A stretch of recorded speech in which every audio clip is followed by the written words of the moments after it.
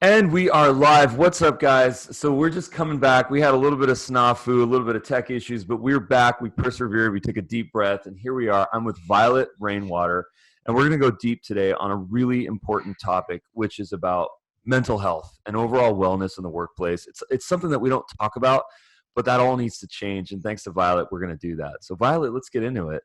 Awesome. Let's do it. Yep, I'm here. I'm advocating for mental health and wellness in the workplace. It's time. I worked 20 years in corporate and there was very little attention to this. And it was the one thing that would have made all the difference in the world. So, yeah, I'm happy to be here, happy to talk about it. It's definitely something we need to raise awareness on. So, kind of in our previous conversation, you mentioned that a lot of the struggles, a lot of the issues that we have in the workplace, they can actually be stemmed back to childhood adversity.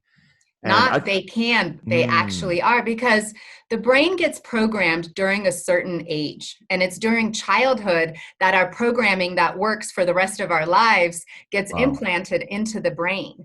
And so for many of us that had childhood adversity, think of it as a virus. There was a virus that was put in the brain that causes, just like a virus in a computer, it would cause you to not be as efficient, right? You could only reach certain heights if you have a computer can only go so fast if there's a virus in there. It can only work so well if there's a virus in there.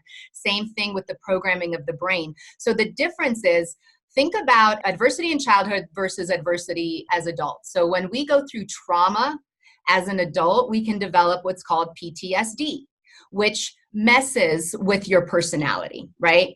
However, in childhood, when we go through adversity, it actually shapes our personality. And that's called complex post-traumatic stress disorder. So there's a term for it, CPTSD, and so many of us struggle with it from one degree to another, and we're triggered by the stress of the workplace. So it's adding to the problem. It keeps harming us more and more and more.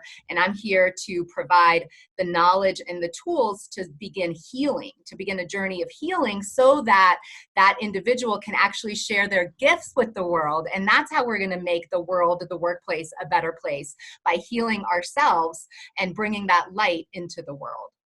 well, see, I so connect to this idea because so many people that I know that I've met over the years. If you really kind of dig deep and if you ask the right questions and if there's kind of openness about this, people talk about the struggles that they've gone through in their life, in their childhood, in their young adulthood, tribulations, risks, failures, all sorts of devastating things that have happened to them. And we all know that those are the things that shapes us as human beings because, I'm a firm believer that life is about how we react to the things that are presented to us, and we have a choice for the most part on how we can act. But that said, there are some things that are so deeply ingrained inside of us that we might not even know that they're lingering. Complex PTSD, that sounds profound. I mean, a lot of people don't know that. I didn't My know it. I didn't know Yeah. it until I got diagnosed at 41, So can you imagine if I got diagnosed at 21 and Mm. I would have What had you could have tools? done. Wow, that's Yeah, that's yeah. amazing. I guess my first question is, how can we make this, given all the privacy and given the maybe sometimes secrecy that people have, and sometimes just the maybe ignorance, the naivety of what actually is going on in our minds and our souls, how can we make this level of communication be more open in the workplace? Yeah, I think it begins with awareness. I think it begins with educating because most people do not have an awareness to the fact that their brain was compromised. They do not have an awareness that they continue creating the same patterns, living paycheck to paycheck, living a life of struggle in certain areas of our lives. And we will not break that habit unless we get to the root. And we can't get to the root unless we have an awareness. And so I think this is where organizations really have a due diligence to begin making the mental health of their team members their number one priority, because that is the foundation of how we show up to work and how we interact with our colleagues and our customers and our prospects.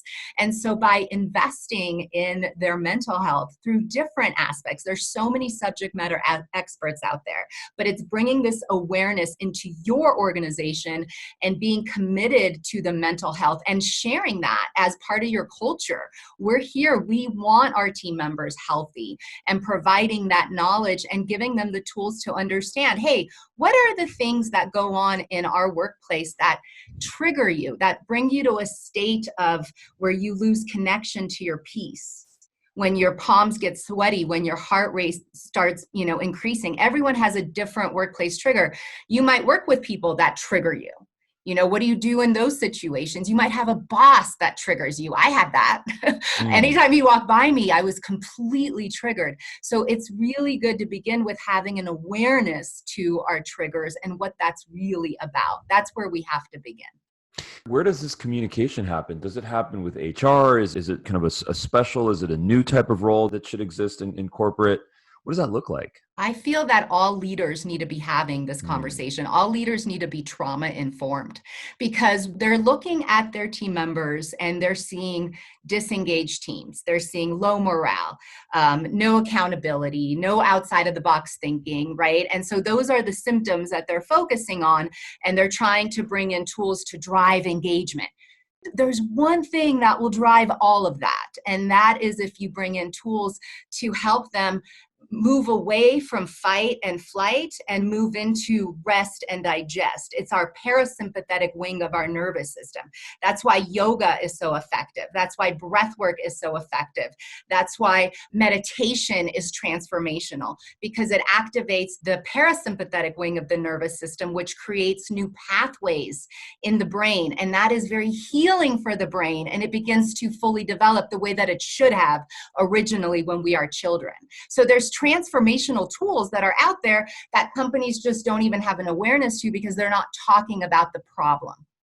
What are the requirements interpersonally, not logistically, not resource wise? What are the requirements here in order for that level of transparency and I think more so trust to exist between a manager, a subordinate, between coworkers, between corporate and employee, between these individuals in this scenario? What's required?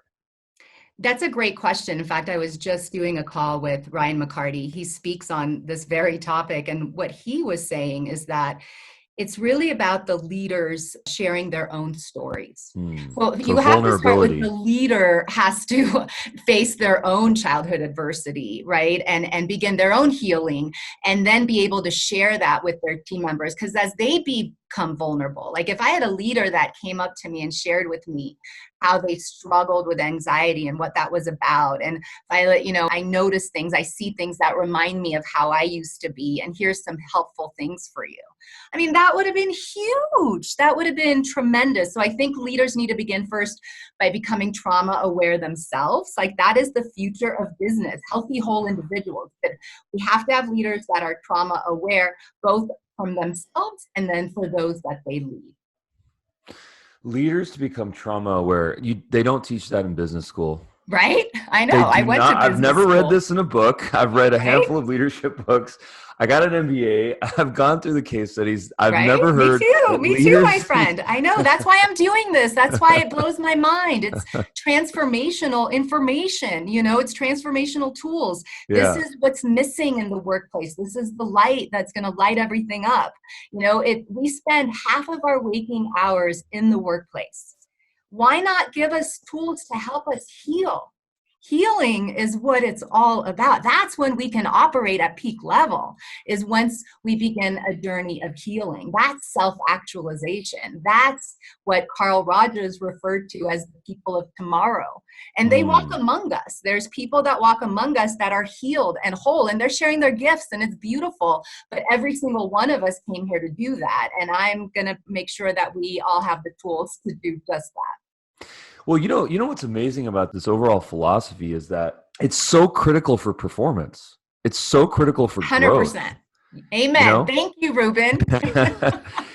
I've sort of come to this realization that so many of us, including myself first and foremost, is that we're living in a glass ceiling, and that glass ceiling is created by ourselves. We believe that for certain reasons, there's limitations that we have and we can't overcome them. We cannot achieve the things that we want to because of this idea, because of this limitation, or because of this construct. But if we just dig deep and really understand why we feel that and then how we can sort of overcome that, the sky's the limit. Pardon the cliche. With Dub, you can easily send your business videos from Gmail, LinkedIn, CRMs, and so many more places, but you don't have to take my word for it. Absolutely perfect. Screen records, landing pages that can really help businesses to grow.